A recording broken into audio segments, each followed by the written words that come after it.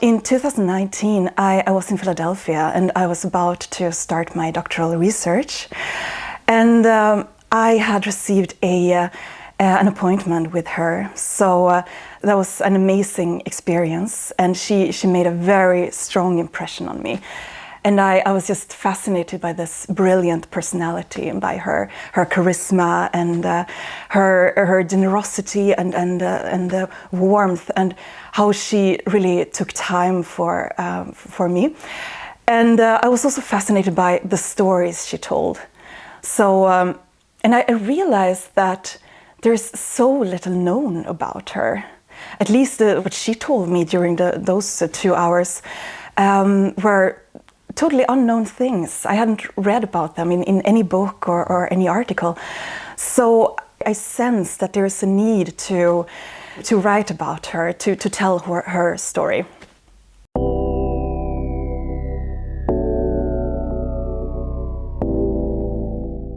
The topic of sexism architecture is a very important reason for why we wanted to make this book. As I mentioned before, this was something which struck me very intensely during my first meeting with Denise Scott Brown. And she touched upon instances of plain discrimination, dinners where only the architects were invited, for instance, or photo occasions where only the architects were supposed to be on the picture. So, Denise, can you please get out of the picture? Things like that. So that was it's really struck me. And there was such a really strong and incredible contrast between how brilliant she was as a person. Just looking at this famous photograph of her taken by Robert Venturi in 1966 in Las Vegas, where she looks so confident and she's just radiating joy and triumph almost about having this discovered this research field and being so inspired about it. And then knowing what happened afterwards, that people would speak of Venturi's Las Vegas for decades, that's really something.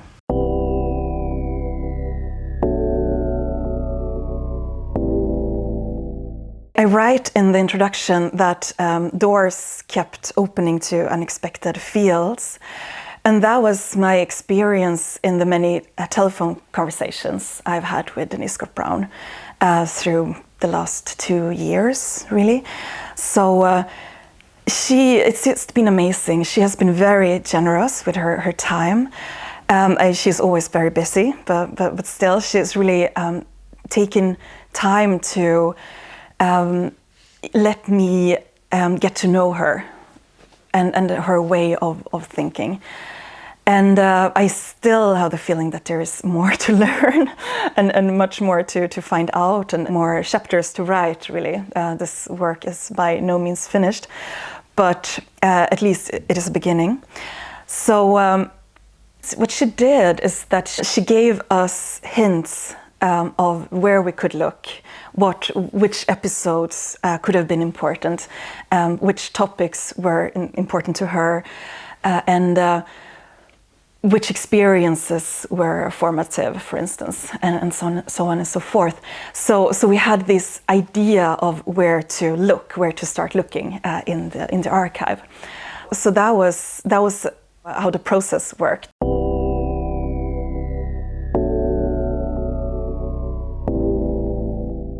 This is a very big and important question, but I think as a general piece of advice, I think that women and men should be aware of subconscious bias and our way of actually undervaluing female work.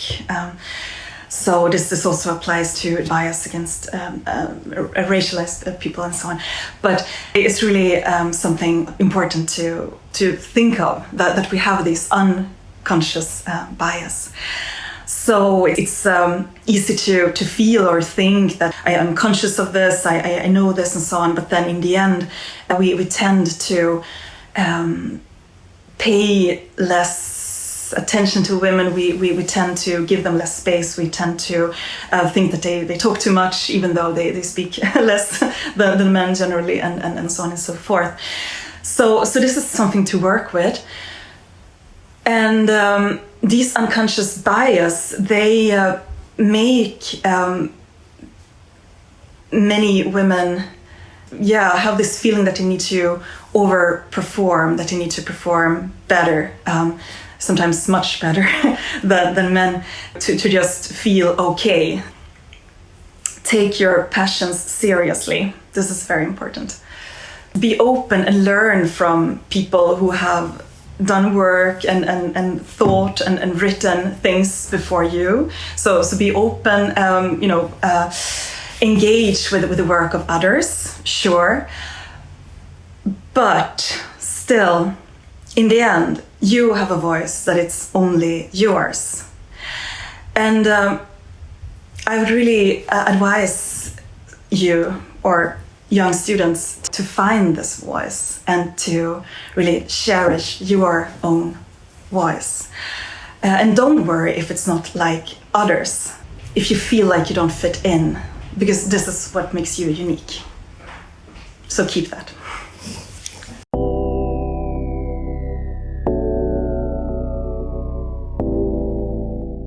What we're doing in this book is not to deliver a complete or final picture or a final portrait of Scott Brown.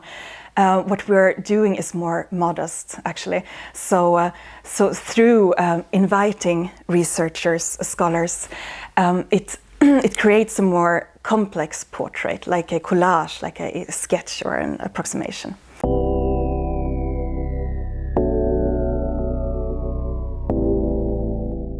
My chapter is about a lecture Denise gave in Switzerland in 1978. And she and Robert Venturi were invited to the celebration of the 50th anniversary of Siam. And this is a very interesting thing that they were invited, because it's a bit paradoxical given their very strong and vocal criticism of Siam, the Siam version of functionalism. So I wanted to know more about this event and Denise's contribution at this event. And she told me about her lecture and her contribution a few times, actually, in our first phone conversation in 2017. So she mentioned this time and time again in our conversations. So it really felt like it was important to her. So I felt like I really need to know more about this. It was a very important lecture, and luckily I found the notes she had made, because there's no recording of it. There isn't even photographs of this celebration, the 50-year celebration of Siam. So it was really like laying a puzzle. I was looking at her notes, and I was also looking at notes I found in archives by other people. So there was a lot of handwriting deciphering going on here. It was quite some work reconstructing what she actually talked about. But I'm happy I did, because it was extremely fascinating. And her talk focused on her work on small cities, small American cities in the 1970s, where she developed, you can say, action plans to improve the economic viability and to preserve these areas with very important historic buildings, historic heritage. So it's a very kind of unknown part of her work, this work on these little towns, but it was really fascinating because she's working here in a way in a spirit of Jane Jacobs, but it's just so much more than that. She's talking about the strategies for preserving these existing urban environments and keeping the user's perspective at the center really of her of her energy and her focus. It was really fascinating to see also how all-encompassing she is in this talk. I mean, the notes are really on politics, on economics, on architecture style, on social questions, on.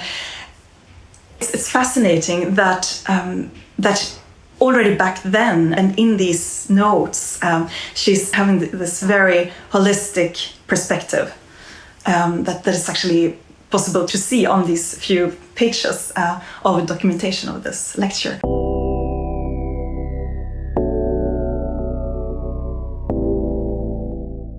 Denise Scott Brown has written a lot about her own life, but there's been a lack of an outside and critical perspective.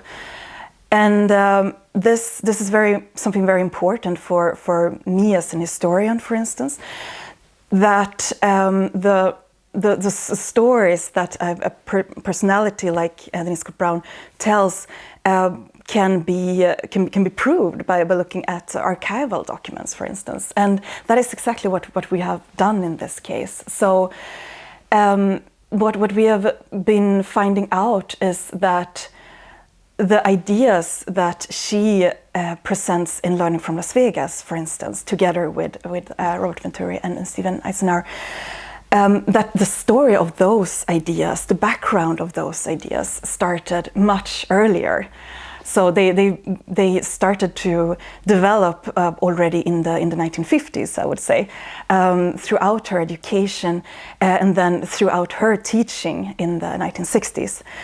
So that is something that we have been able to show by looking at what actually happened. So it's not just something that she says or something like that, but we can actually show that it was like that.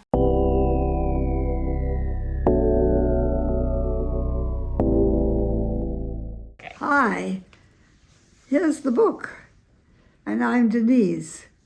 See the big difference in age? But this really covers the whole story. And I hope you'll enjoy it as much as I did. We have some wonderful scholars and architects both, knowing very well how to research and very humane people. So it's fun to read. I hope you find it as much fun as I have. And I'm also very happy with some of the pictures in the back. So that I find, I didn't know Andy Warhol photographed me, but he did. And then there are pictures here that I've taken, which I love. I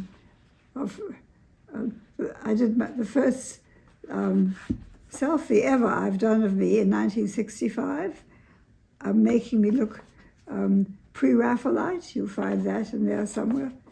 So I hope you enjoy it, and have a good read, and have a good career.